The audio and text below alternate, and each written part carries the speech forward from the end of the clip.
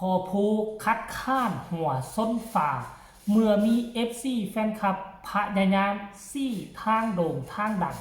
ให้กับน้องธิดาลาวาซันเดย์สบายดี FC แฟนคลับน้องธิดาลาว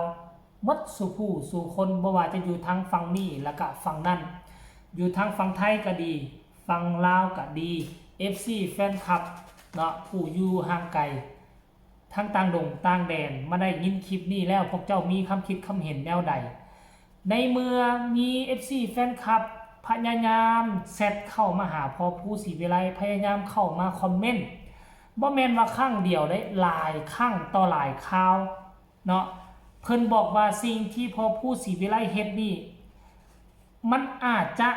บ่เฮ็ดให้น้องธิดาลาวโด่งดังและก็มีกระแสชื่อเสียงดอกว่าซั่นเด้เพิ่นอยากแนะนำพอผู้ว่าถ้าอยากให้ธิดาลาวมีชื่อเสียงโด่งดังก็ต้องเนาะก็ต้องพาน้องธิดาลาวไปประกวดปาดโถให้น้องธิดาลาวไปประกวดเวทีนั่นแหละกับเวทีนี่ว่าซั่นเด้หลายคนได้ยินคำนี้แล้วคิดมาแล้วใดปัจจุบันนี้น้องธิดาลาวถือว่าเป็นนักร้องเต็มโตแล้วได้เพราะว่ามีเพลงเป็นของตนเองเกือบ20เพลงมานี่แหละเข้าห้องอัดบ่จักกี่รอบแล้วในเมื่อคนมีเพลงเป็นของตนเองมีอัลบั้มเป็นของตนเองแล้วมีความจำเป็นอีหยังบ่จะต้องได้ไปประกวดห้องเพลงพวกเจ้าคิดแนวใดกับคำเห็นแนวนี้คนที่เข้าไปประกวดห้องเพลงคือคนที่บ่เคยมีเพลงเป็นของตนเองคนที่บ่มีตัวตนคนที่บ่มีตัวตนอยู่แวดวงการนักร้องอยากจะหาตัวตนอยากจะให้คนอื่นค้นพบตนเองก็เลยไปประกวดเวทีนั่นไปประกวดเวทีนี่การประกวดเวทีต่างๆก็เพราะว่าเขาเจ้ามีสื่อโฆษณามีการถ่ายลง YouTube ทีวีโทรทัศน์ตามรายการต่างๆคนก็จะจื้อหน้าจำตาจื้อสื่อของเจ้าได้อันนี้อีกรูปแบบนึงแต่ว่าตัวน้องธิดาลาวจะแตกต่างจากนักร้องประกวดและถามว่านักร้องประกวดตามเวทีต่างๆล่าของขวัญรางวัลทุกมื้อนี้มีผู้ใดแดที่เฮาเห็นประสบผลสำเร็จอยู่ในแวดวงการเพลงก็บ่ค่อยเลยเนาะบ่ค่อยมีได้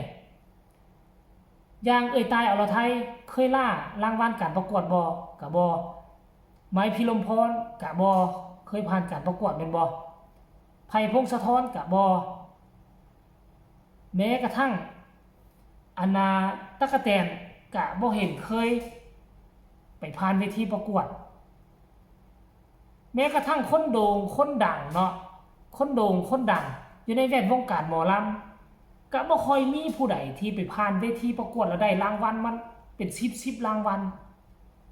อยู่ในแวดวงการหมอลำนี่ก็เห็นอยู่เห็นคนที่ผ่านเวทีประกวดเคยชนะองค์หญิงเพชรบ้านแพงมาก็หลายครั้งแต่บ้านมายืนอยู่บนเวทีใหญ่ของหมอลำออร่าบ่จับเจ้าของวงสาวน้อยเพชรบ้านแพงเลยบ่เอาแต่องค์หญิงเพชรบ้านแพงเนาะเคยผ่านตอนยังน้อยบ่เคยได้ที่1แต่ดันเนาะแต่ว่าดันมาเตะตาเตะใจเวลามายืนอยู่บนเวทีใหญ่ออร่าจับพอผู้ศรีวิไลก็เลยตอบไปว่า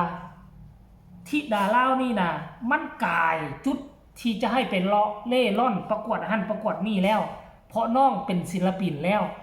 มีเพลงเป็นของตนเองแล้วมีผู้ปลุกผู้ปั้นแล้วรายละเอียดให้ทุกคนไปชมคลิปนี้จากปากพอผู้ศรีวิไลแล้วจังมาพ้อกันในช่วงต่อไปเนาะไม่ต้องไปถามว่าคือบ่ให้น้องไปประกวดบางหันไปประกวดบางนี้เพื่อให้น้องโด่งดังขึ้นมันไม่จำเป็นครับคนที่ประกวดมาได้เข้าเป็นหลายร้อยหลายห่วยเอาง่ายๆว่าหลายรอบอะเป็นร้อยรอบพันรอบก็ไม่เห็นมีใครดังอะไรมากมายนะครับก็บ่เห็นมีผู้ใดดังยังมากมายดอกนะครับมันก็กันว่าดังแบบด้วยตัวเองก็ไม่ใช่แต่ถ้าดังเพราะผู้ใหญ่เชียร์คนนั้นเชียร์คนนี้เว้าถึงคนนั้นพูดถึง อันนี้ต้องยอมรับนะครับแต่ต้องยอมรับว่าเมื่อมีผู้ใหญ่หนุนหลัง เมื่อมีคนในวงการหนุนหลัง มันก็ย่อมมีสื่อมีเสียงขึ้นมาได้มาต่อไป แต่ถ้าเดินมาสิมาด้วยล่ำแข้งล่ำขาเหมือนที่ดาเล่าสิเอามาแข่งกัน แข่งกันที่ผลงาน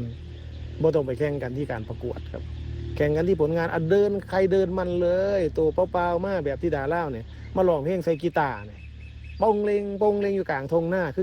อที่ดาเล่าเนี่ยมามันจะมีใครนะครับ ที่สามารถทำได้เหมือนน้องมิฉะนั้นเนี่ยคำว่าประกวดร้องเพลงจึงไม่มีในหัวสมองของผู้บ่าวผู้เป็นพ่อมาต่อไป ไม่มีในหัวสมอง คือเอาง่ายๆว่าคนที่ประกวดร้องเพลงหมายถึงเขายังไม่รู้ตัวเองนะครับคันเขารู้ตัวเอง ถ้าเขารู้ตัวเองบ่รู้ตัวเองแบบใดวะทีครับก็คือบ่รู้ว่าร้องไม่นี่ถือบ่ร้องไม่นี่ผิดบ่นะครับบางทีเขาร้องถูกแหละแต่มันไม่ถูกใจกรรมการก็มีบางทีเขาทำดีแต่กรรมการไม่ชอบแบบนี้ก็มีบางทีเขาทำไม่ดีหรอกแต่กรรมการชอบก็ให้อย่างนี้ก็มีครับคือทุกอย่างครับแต่ถ้าเดินมาทงเดินมาแบบเสื้อผ้าบ่มีหอดสีใส่นี่คือที่ดาเล่าเนี่ยมาครับมาเบิ่งครับมาเบิ่งใส่กันในประเทศนี่นะครับอย่าว่าแต่ในประเทศเลยแทบจะบอกว่าเอาในโลกนี้แหละแล้วกันนะครับคนที่มันจะมาได้ง่ายๆแบบนี้เนี่ยเห็นบ่ทุกคนชัดเจนแจ่มแจ้งเนาะพอพูดก็ตอบชัดเจนแจ่มแจ้งเลยเนาะเพราะว่าคนที่บ่ท่านเป็นศิลปินแล้วอยากเป็นศิลปินเขาตามล่าฝันโดยการประกวดแท้ประกวดเพื่อให้มีชื่อมีเสียงประกวดให้โด่งให้ดังประกวดให้คณะกรรมการหรือว่าค่ายเพลงต่างๆที่ต้องการอยากหาศิลปินใหม่มาเสริมทัพอาจจะมีแมวมองมานางเบิงคันท่าโอ้คนนี้เตะตาเตะใจก็อาจจะได้ทำเพลงรวมกับค่ายเขาอันนั้นคือล่าฝันไปแต่ตัวน้องที่ดาลาวหนึ่งมามีผู้ปลุกผู้ปั้นมีค่ายเพลงให้อยู่มีผู้ลงทุนให้ก็คือพอผู้แม่เพิ่งแล้วมีความจำเป็นอีกอย่างจะต้องไปประกวดให้มันเสียเวลาให้มันเสียน้ำมูกน้ำมันเสียค่าอยู่ค่ากินค่านอนแนงว่าน้องที่เอาเวลาไปประกวดแนวนั้นให้น้องฝึกฝนล่อหลอมเนาะให้มันได้มัดทุกแนวเพลงแล้วก็ไปยืนอยู่บนเวทีใหญ่ๆเลยสากันแล้วเพราะทุกมื้อนี่งานก็มีเข้ามาเลยอยู่แล้วทุกคนงานมันก็เข้ามาเลยอยู่แล้วเพราะฉะนั้นแล้วขั้นกรณีย้อนหลังไปประมาณ10 ปีก่อนแมนแนวทางเส้นทางเข้าสู่ศิลปิน 90% จะต้องไปประกวดเพื่อให้คนอื่นหูจักให้มันโด่งมาดังแต่ยุคทุกมือนี้มันกับโมเมนต์นั่นแหละนะไผห้องเพลงเป็นไผคับล่ำเป็นไปขึ้นออดิชั่นอยู่กับเวทีหมอลำใหญ่เท่านั้นจบโอกาสที่เจ้าจะได้สูงอันนึงเจ้าไปรอประกวดแข่งกันเป็นปีเป็นเดือนหลายเวทีอีกตื่มถ้าเจ้ามีความสามารถมั่นใจไปขึ้นเวทีออดิชั่นเลยถ้าเสียงเจ้าได้หน้าตาเจ้าดีออร่าจับเจ้าก็ได้อยู่ในเวทีหมอลำของเขาค่าโตมือหนึ่งบุรุษลักพันขึ้นไปเงินคำกับแก้วก็ได้ไม่ต้องไปเสียเวลาไปแข่งขันกันเป็นปีเป็นเดือนท่านผู้ชม FC แฟนคลับก็ฝากฟังเอาไว้ซ้ำนี้ก็แล้วกันเด้อ